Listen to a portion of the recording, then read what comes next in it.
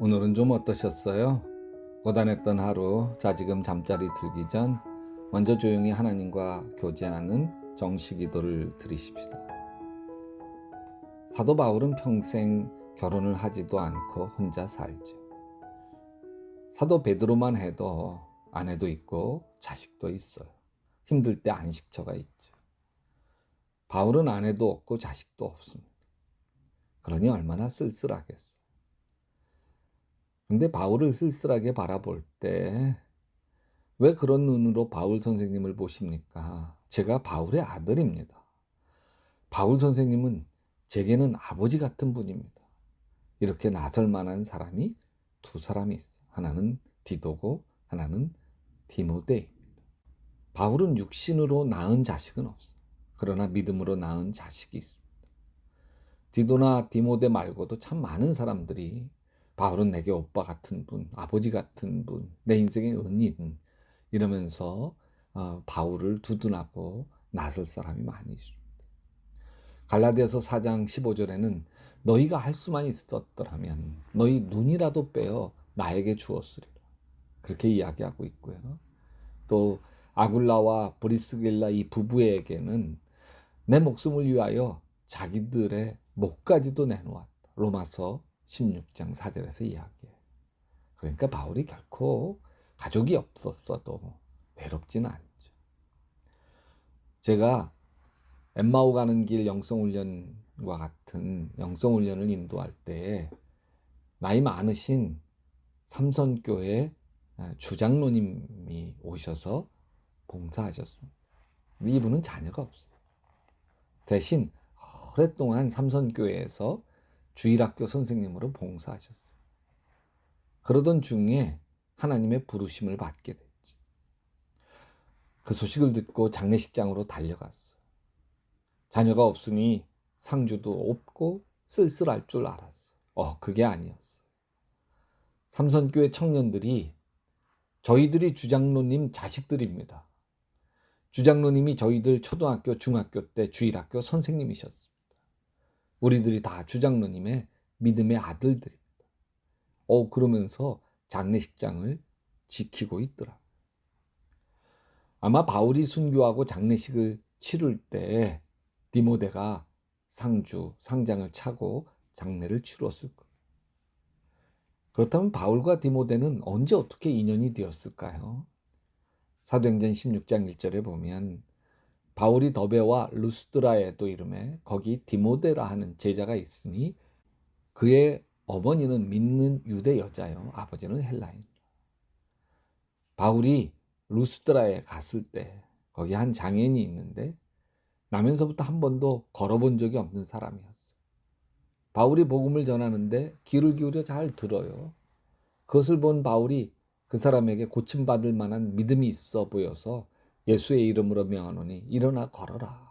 사도행전 14장 10절인데 그러자 벌떡 일어나서 그 장애인이 걷기도 하고 뛰기도 합니다. 이것을 본 사람들이 소리를 지르죠. 이분이 신이다.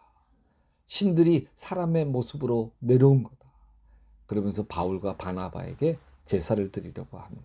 두 사도가 옷을 찢으며 외치죠. 여러분 어찌하여 이런 일을 합니까? 우리도 여러분과 똑같은 성경을 가진 사람입니다.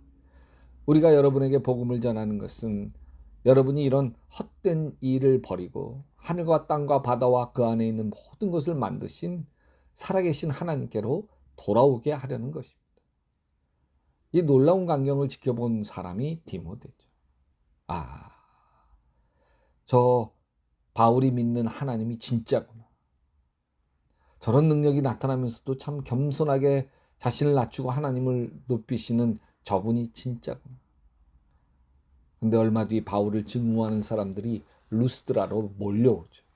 군중을 충동질해서 바울을 붙잡아 빙 둘러싸더니 돌을 들어 내칩니다. 금세 바울의 머리가 터지고 살이 찢겨지고 피투성이가 되었고 사람들은 돌에 맞아 피 흘리며 기절한 바울을 죽은 줄만 알고 끌어다가 성 밖으로 던집니다. 바울을 따르던 사람들이 눈물을 흘리며 애워싸죠. 죽어서 이제 장례를 잘 치러 드리고 싶었던 거예요. 근데 숨이 붙어 있어. 의식이 돌아와요. 살아있는 거예요. 얼른 바울을 부축해 집으로 돌아오죠. 이것을 다 지켜본 젊은이가 디모데예요. 참 인연은 반복돼요. 스데반이 돌에 맞아 죽는 그 자리에 바울이 있었다면 바울이 르스드라에서 돌에 맞아 성 밖으로 버려질 때 디모데가 있었어요. 향나무는 자신을 찍는 도끼에도 향을 묻힌다는데 스데반의 죽음이 바울의 인생을 바꾸는 전주곡이었던 것처럼 바울이 돌에 맞아 버려지는 과정을 보며 디모데 인생이 바뀌는 전주곡이 돼.